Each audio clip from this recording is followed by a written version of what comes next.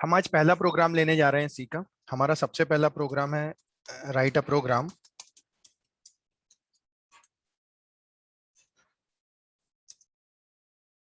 Right a program which reads two integer number which reads two integer number adds them and returns the and display the resultant value on the user screen। आपको क्या करना है? आपको एक programme बनाना है। Programme बनाते समय दो इंटीजर वैल्यू क्या करना है, दो इंटीजर नंबर रीड करना है, उनका एडिशन करना है और एडिशन करने के बाद जो आंसर आएगा उसको डिस्प्ले करना है। तो सर देखिए, मुझे दो इंटीजर वेरिएबल लगेंगे। सपोज करो एक मैं ले लेता हूं ए नाम का, एक मैं ले लेता हूं ए नाम का, एक मैं ले लेता हूं बी नाम का। दो वेरिएबल तो लगेंगे जिसमें मुझे स्कैन करना है, मुझे इनपुट करना है। रीड करना मतलब इनपुट करना, और मुझे एडिशन डिस्प्ले करना है। तो उस रिजल्ट उसमें वैल्यू रखने के लिए एक तीसरा वेरिएबल लगेगा जिसमें रिजल्ट आएगा। मतलब मैं जाता हूं, एक वेरिएबल ले लेता हूं, सपोज की बात है num1, एक वेरिएबल ले लेता हूं num2, एक वेरिएबल num1, एक वेरिएबल num2, और तीसरा वेरिएबल ले लेता हूं रिजल्ट जिसमें आंसर आएगा। num1 ये ले लेता हूं 2 बाइट, इंटीजर होगा तो ये भी 2 बाइट लेगा।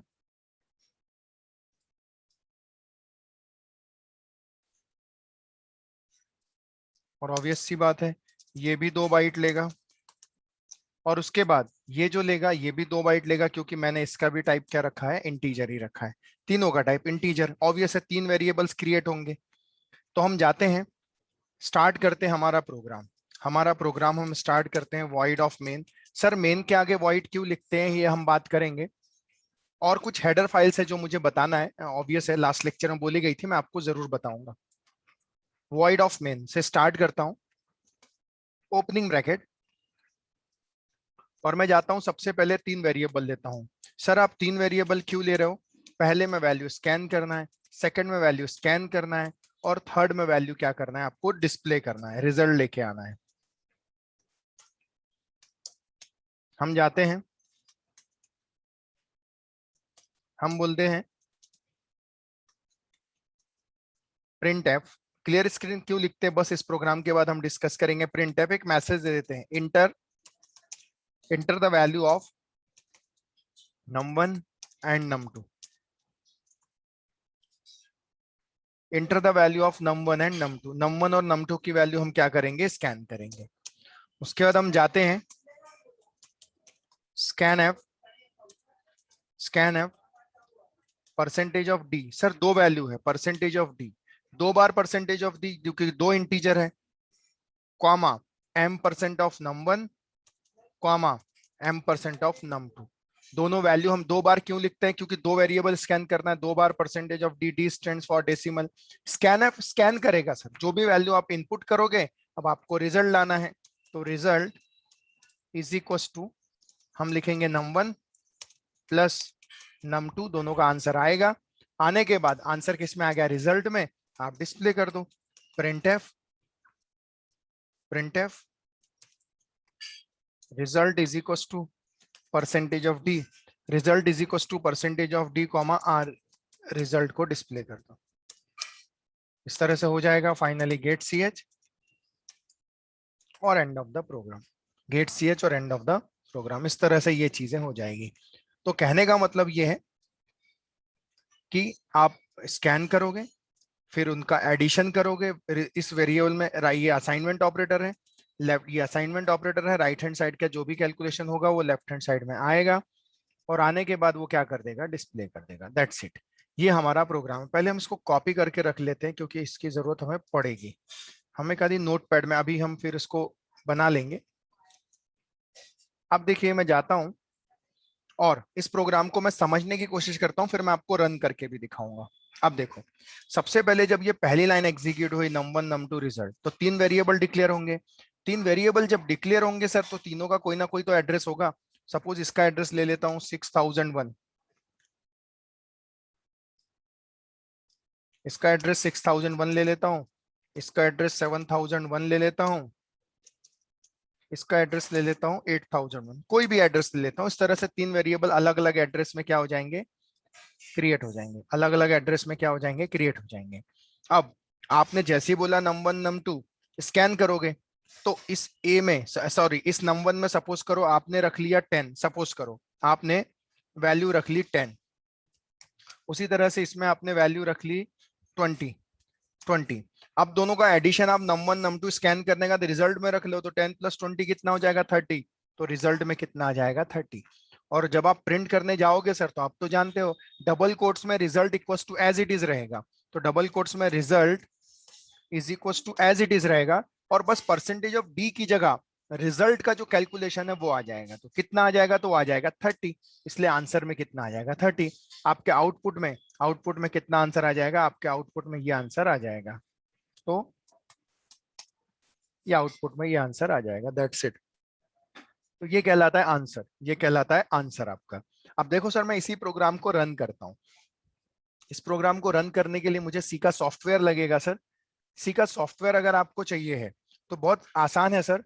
आप जाइए, आप जाइए और गूगल में बस आप ये टाइप कर दो, टर्बो,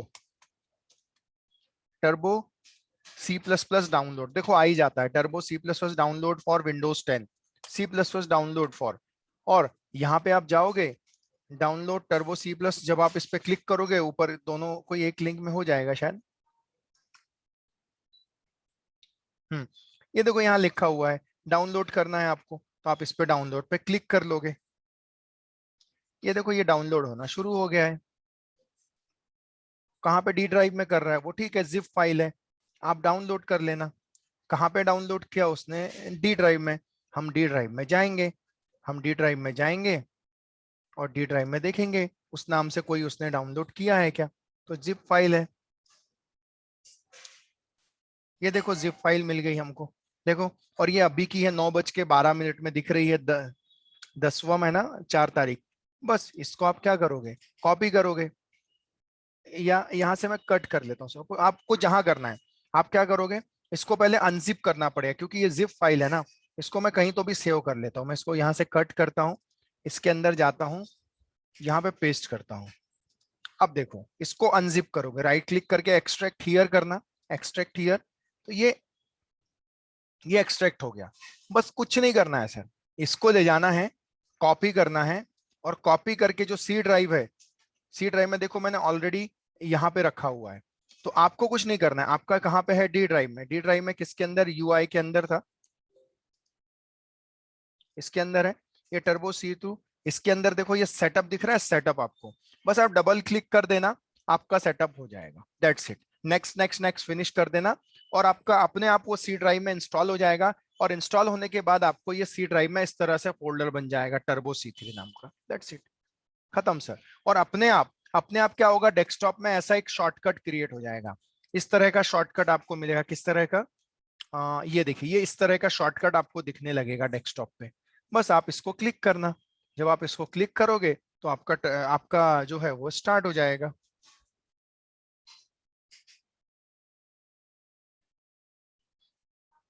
स्टार्ट सी प्लस प्लस बोला, स्टार्ट करेंगे।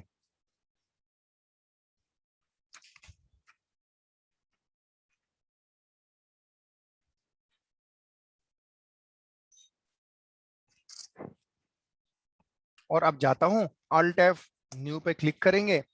अब हम स्टार्ट करेंगे प्रोग्राम बनाना।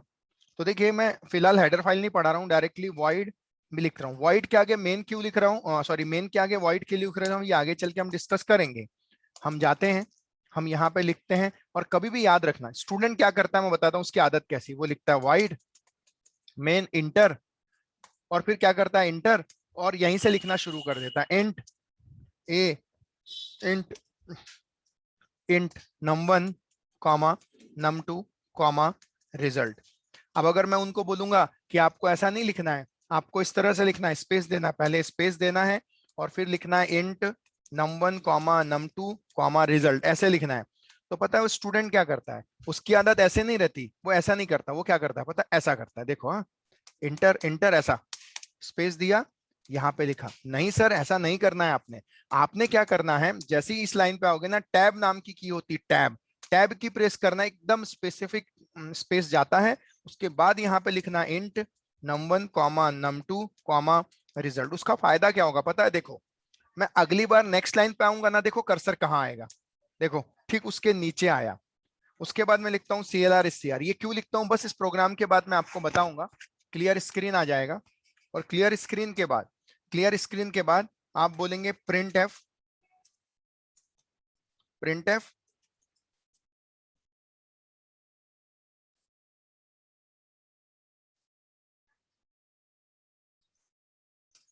प्रिंट एफ बोलेंगे, और हम बोलेंगे inter, enter the value of, enter the value of num1 and num2। num1 और num2 की वैल्यू को आपको क्या करना है, स्कैन करना है। आप जाते हैं, आप स्कैन एफ लिखते हैं और स्कैन करते हैं सर 2 बार। क्यों 2 वैल्यू, क्योंकि हम 2 वैल्यू ले रहे हैं sir, percentage of D, percentage of D, इसलिए 2 बार। सर डी ही क्यों लेते हैं, डी रिप्रेजेंट करता है डेसिमल। सर आप डी की जगह आई भी लिख सकते हैं, लेकिन हमेशा हम डी ही लिखेंगे। आई स्टैंड्स फॉर होता है इंटीजर, परसेंटेज ऑफ आई भी चलेगा, लेकिन हम परसेंटेज ऑफ डी। सर 2 बार आपने क्यों लिखा, क्योंकि 2 वेरिएबल स्कैन करना है। और आप तो जानते हैं स्कैन एफ में m% of num1 comma m% of num2, इस तरह से आप 2 वैल्यू को स्कैन करना है, तो 2 बार m% of num1। Sir scan हो गए, अब आपको एडिशन करना है सर, तो आप जाएंगे result is equal to num1 और प्लस हम यहाँ पे लिखेंगे num2, दोनों का आंसर आएगा। दोनों का आंसर किस में आ जाएगा, रिजल्ट नाम के वेरिएबल में आ जाएगा। अब रिजल्ट को प्रिंट करना है, तो आप जाओगे और आप लिख दोगे print F, print F result is equal to percentage of D. तो result is equal to as it is आएगा, परसेंटेज ऑफ डी की जगह जो आपने रिजल्ट है उसकी वैल्यू क्या कर देगा, प्रिंट कर देगा। फाइनली गेट ch और एंड ऑफ द प्रोग्राम। तो सर देखिए, मैंने आपको अभी तक गेट ch नहीं बताया, क्या इंपॉर्टेंस है वो भी अभी बताऊंगा इस प्रोग्राम के बाद। मैंने आपको नहीं बताया CLR SCR का क्या यूज है, ये भी मैं आपको बताऊंगा। और मैंने आपको हेडर फाइल नहीं बताई, तो वो इस प्रोग्राम के बाद। अब देखिए सर, हर प्रोग्रामिंग में का क्या होता है, प्रोग्राम को सेव किया जाता है। जैसे अभी हम सी पढ़ रहे हैं ना सर, सी, तो प्रोग्राम को डॉट सी से सेव करो। अगर आगे चल के हम जब C++ पढ़ेंगे तब डॉट CPP से सेव करोगे। आगे चल के आप जावा पढ़ोगे तो डॉट जावा से सेव करोगे। आप HTML पढ़ोगे तो डॉट HTML से सेव करोगे। तो हर प्रोग्रामिंग का एक एक्सटेंशन होता है, उस एक्सटेंशन से आपको सेव करना पड़ता है। फिलहाल मैं जाता हूँ, इसको मैं सेव करता हूँ। सेव कैसे करते हैं, F2 नाम की फंक्शन की होती है सर, F2 फंक्शन की, F2। ओके, अगर आपका लैपटॉप होगा तो FN की प्रेस करके फिर F2 प्रेस करना, और अदरवाइज Alt F करोगे तो यहाँ पे सेव ऑप्शन आ जाता है। देखो Alt F करोगे तो यहाँ पे आ जाएगा सेव ऑप्शन। और अगर आप यूजर फ्रेंडली नहीं हो तो शुरुआत में थोड़ा माउस का यूज करके अगर आप फाइल ऑप्शन में जाते हो तो भी आपको देखो सेव का ऑप्शन मिल जाता है।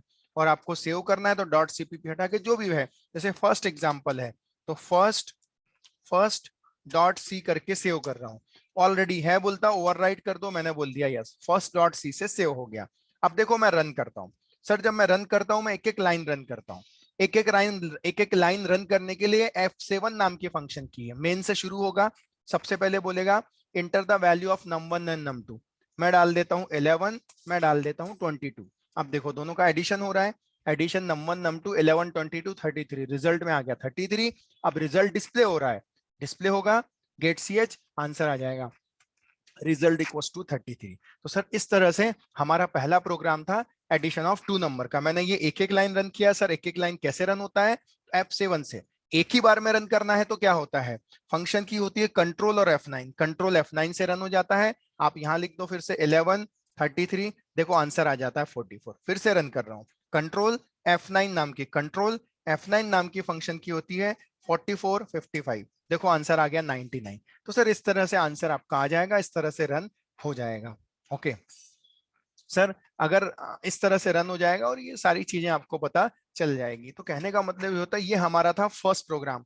अब सवाल ये उठता है कि ये प्रोग्राम मैंने आपको यहाँ पर भी रिप्रेजेंट करके बताया था कि देखो ये प्रोग्राम है, इस तरह से करना है।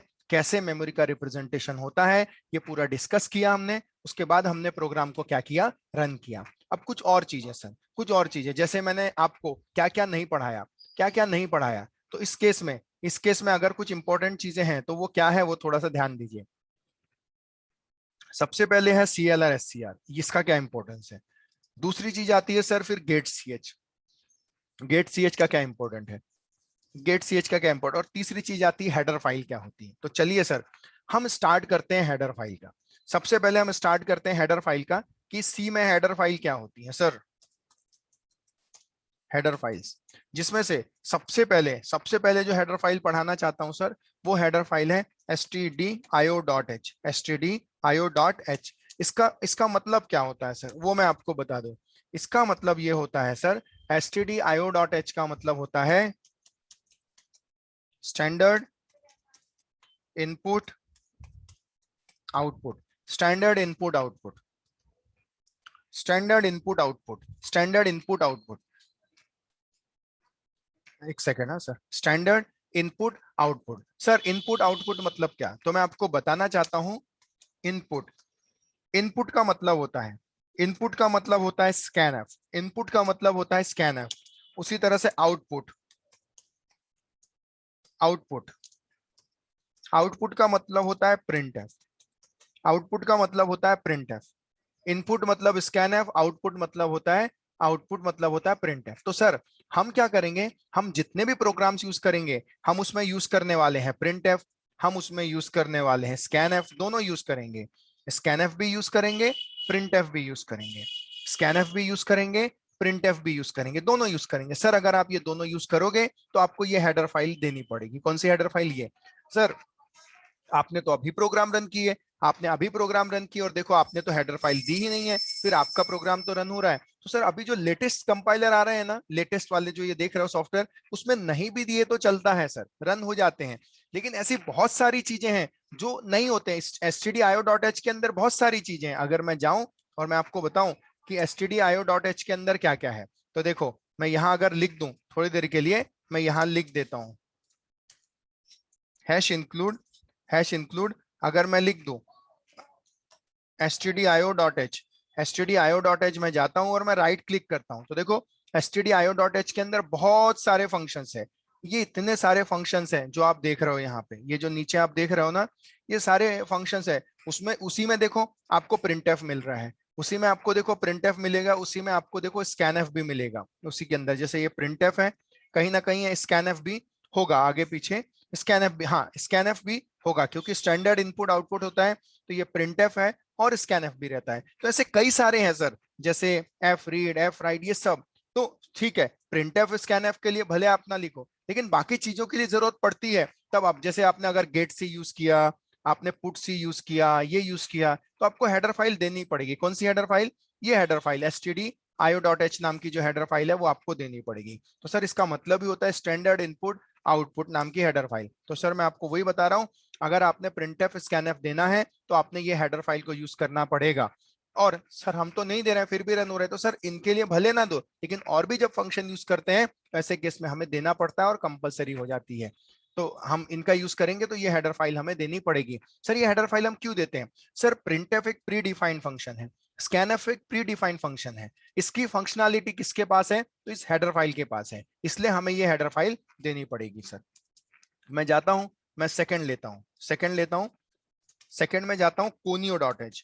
conio.h की अगर हम सर बात करते हैं, conio.h की अगर हम बात करते हैं तो conio स्टैंड्स फॉर होता है, just a minute, conio stands for होता है console, console input output, console input output. Console input output का मतलब होता है sir console input out, console मतलब मॉनिटर, मॉनिटर मतलब जो मेरी स्क्रीन दिख रही है उससे रिलेटेड, कंसोल इनपुट।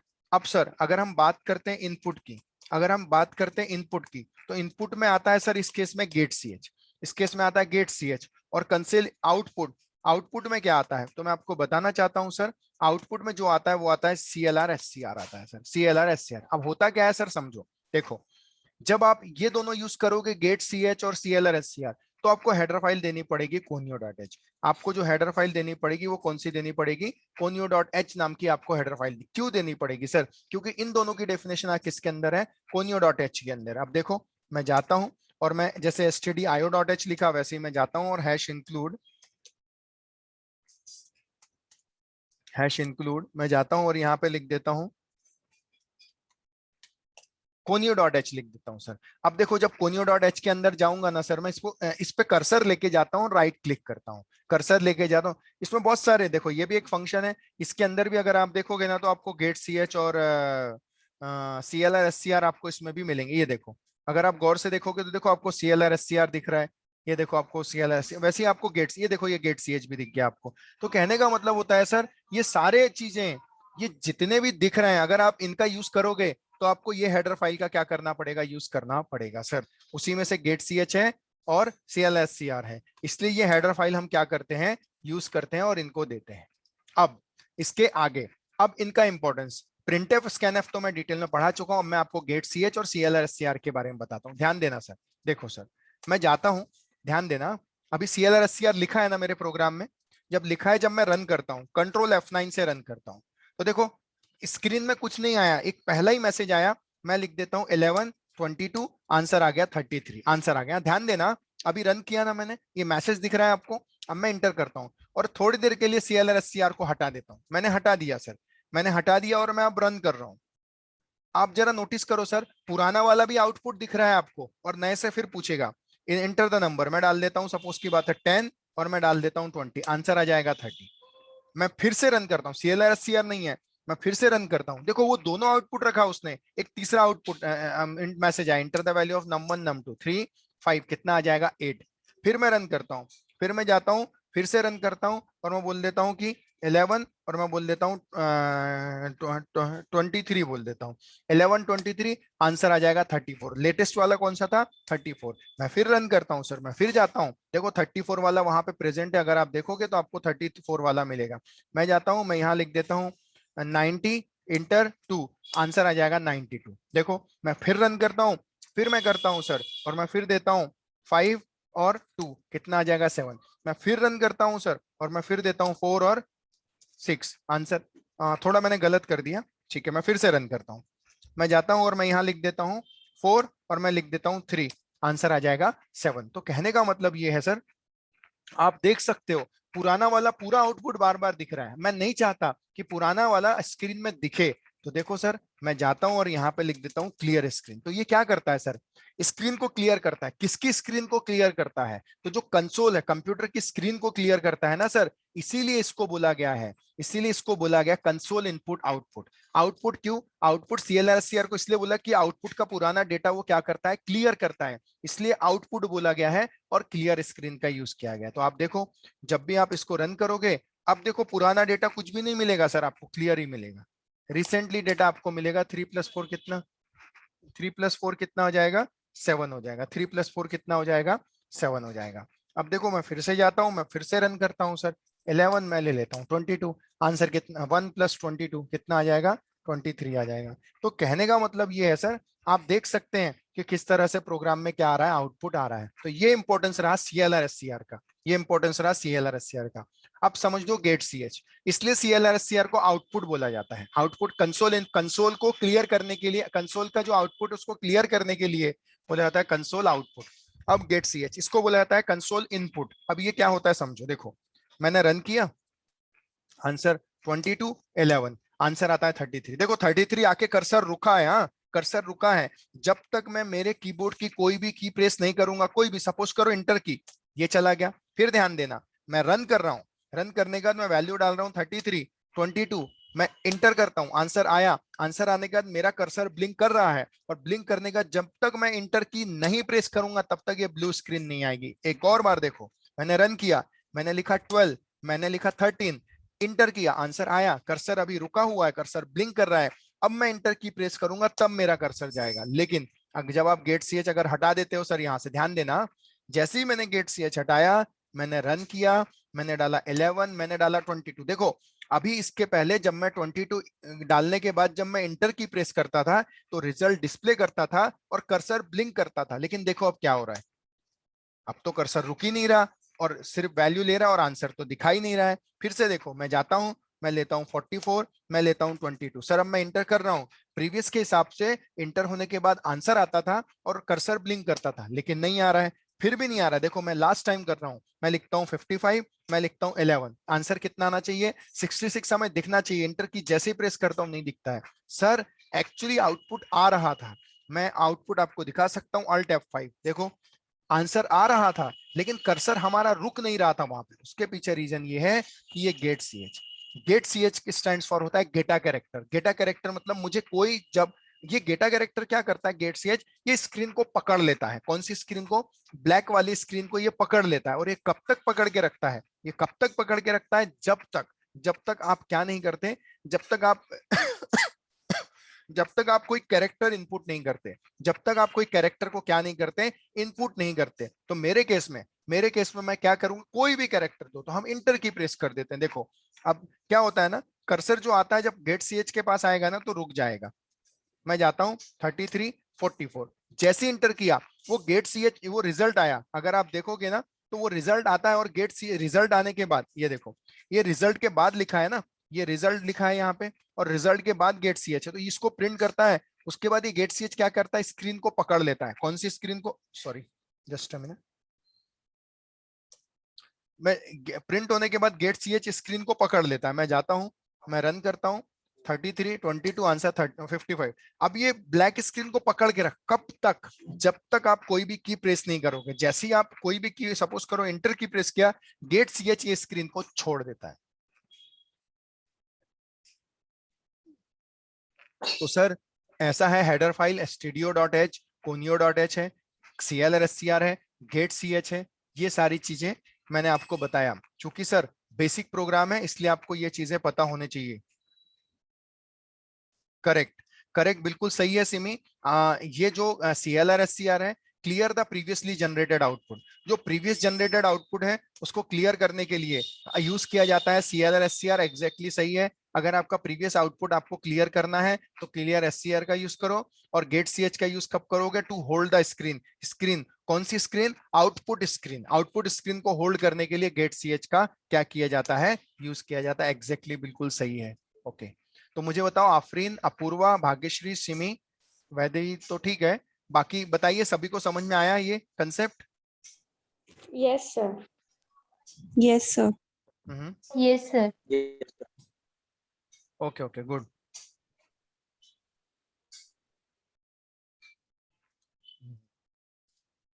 गुड, तो चलिए अब हम आगे बढ़ते हैं, कुछ और प्रोग्राम्स के लिए हम आगे बढ़ते हैं।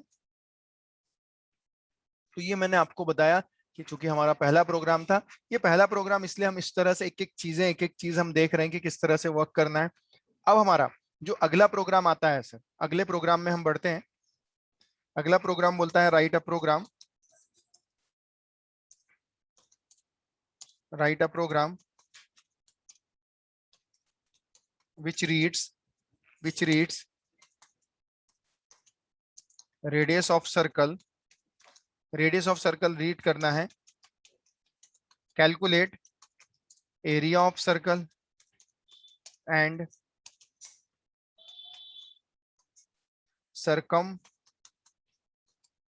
Circumference of circle. Area of circle और सरकमफरेंस ऑफ सर्कल का क्या करना है, कैलकुलेशन। रेडियस आपको इनपुट मिलेगा, इससे समझ में आता है सर कि फ्रैक्शन में आंसर आएगा, क्योंकि रेडियस फ्रैक्शन में होता है। इसलिए अब इस बार हम डेटा टाइप जो होंगे वो इंटीजर नहीं लेंगे, इस बार हम जो डेटा टाइप लेंगे वो हम फ्लोट लेंगे। तो ऑब्वियस सी बात है, सबसे पहले एरिया ऑफ सर्कल का फॉर्मूला है पाई आर स्क्वायर। तो कीबोर्ड में कोई पाई नाम की बटन नहीं है सर, इसलिए आपको लिखना पड़ेगा 3.14 मल्टीप्लाइड बाय आर। आर में वैल्यू होगी, आर आपको इनपुट करना पड़ेगा, ये पाई आर स्क्वायर हो गया।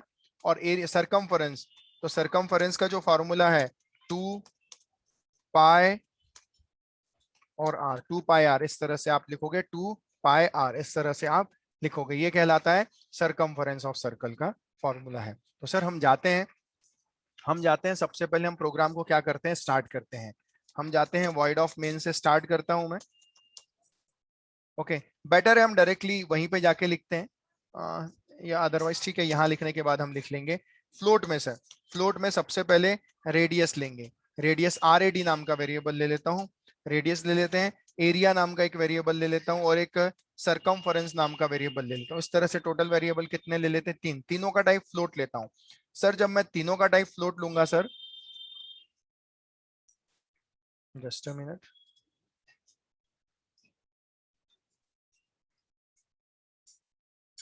फर्स्ट, सेकंड, थर्ड, मैं जाता हूं ये ले लेता हूं रेडियस,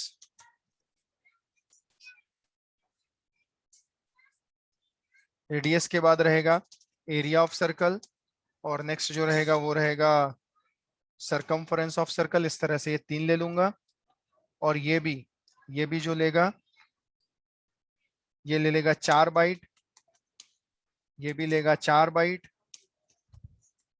और ये भी कितने बाइट ले लेगा? 4 बाइट ले लेगा सर। इस तरह से ये 4 बाइट ले लेगा। ऑब्वियस सी बात है सबके एड्रेस अलग रहेंगे सर। सपोज करो इसका एड्रेस ले लेता हूँ 6001, तो इसका एड्रेस ले लेता हूँ 4001, कोई भी एड्रेस ले लेते हैं सर, इसका एड्रेस ले लेते हैं 9001। अब सर आपको क्लियर बोला गया रेडियस ऑफ सर्कल इनपुट करना है। सपोज करो आपने रेडियस डाल दिया 2, आपने रेडियस डाल दिया 2, आपको मैसेज वैसेज तो देने पड़ेंगे। क्लियर स्क्रीन करोगे आप, क्लियर स्क्रीन के बाद आप जाओगे और बोलोगे प्रिंट एफ, प्रिंट एफ, आप जाओगे बोलोगे inter, enter the radius, enter the radius आप करोगे और रेडियस करने के बाद scan F, scan F, radius input करना है, परसेंटेज ऑफ एफ एक ही बार, क्यों सिर्फ रेडियस इनपुट करना है, m% ऑफ RAD, वेरिएबल का नाम क्या है? RAD वेरिएबल का नाम है। उसके बाद area, area equals to pi R square, pi R into R, pi R square हो गया सर सरकमफरेंस, सरकमफरेंस का फॉर्मूला है 2 पाई आर, तो 2 multiplied by pi multiplied by RAD, pi R square हो गया। उसके बाद हम जाएंगे प्रिंट एफ, प्रिंट एफ हमको प्रिंट करना है, एरिया कैलकुलेट किया, area is equal to as it is आ जाएगा, या आप पूरा भी लिख सकते हो, एरिया ऑफ सर्कल आप लिख लोगे, एरिया ऑफ सर्कल लिखोगे और परसेंटेज ऑफ एफ कर दोगे और उसके बाद आप एरिया को क्या कर दोगे? प्रिंट कर दोगे। उसी तरह से प्रिंट एफ और circumference, circumference is equal to percentage of F ले लेंगे और सरकमफरेंस को प्रिंट कर दोगे, फाइनली गेट CH और एंड ऑफ द प्रोग्राम।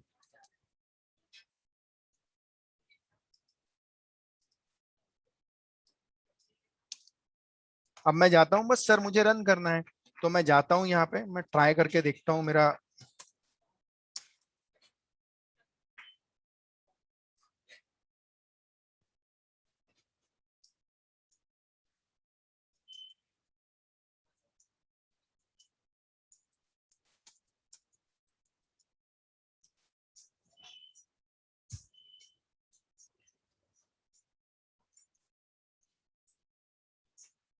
मैं नया लेता हूं,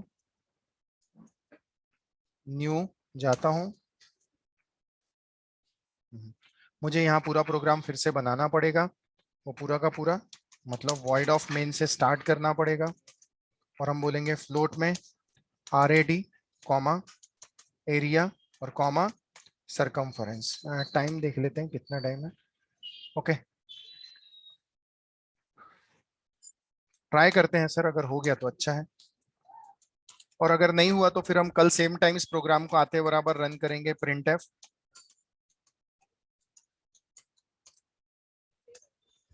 इंटर द रेडियस, स्पेलिंग थोड़ा गलत होगी ठीक है, बाद में सही कर लूंगा, scan F, scan F, percentage of F comma m% of RAD, area is equal to pi R into, sorry RAD है, multiplied by RAD, area circum, sir link end हो गई तो हम कर्ल कर लेंगे, 2 पाई और R, एरिया सरकमफरेंस हो गया। Print F,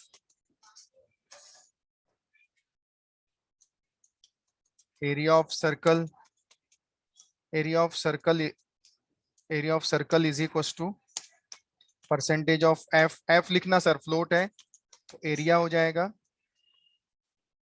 circumference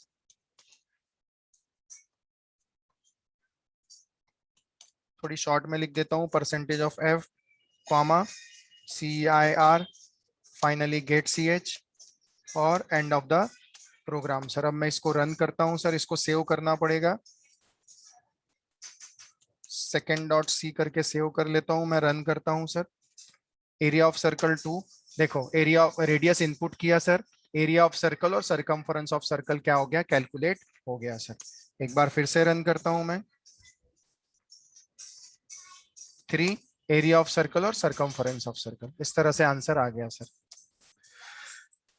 okay, Afreen, Apoorva, Bhagyashree, Simi, Vaidehi, समझ में आया आप लोगों को? Yes, sir. Yes, sir. Okay fine. Okay sir, आज के लिए इतने ही लेते हैं, कल हम कुछ नए प्रोग्राम्स लेंगे और ये नोट्स में मैं ऐड कर दूंगा। वैदेही, मैं आपको एक रिक्वेस्ट भेजूंगा नोट्स की, वो आप मुझे एक्सेस के लिए परमिशन भेज देना, मैं आपको एक्सेस की परमिशन दे दूंगा। ये पूरे नोट्स अभी तक जितना पढ़ाया है वो उसमें अवेलेबल है सर। बाकी हम Yes, कल sir. मिलेंगे। ओके फाइन, हम कल मिलेंगे, कल तक के लिए tata bye bye, exit sir, कल same time morning 9। Okay, thank you.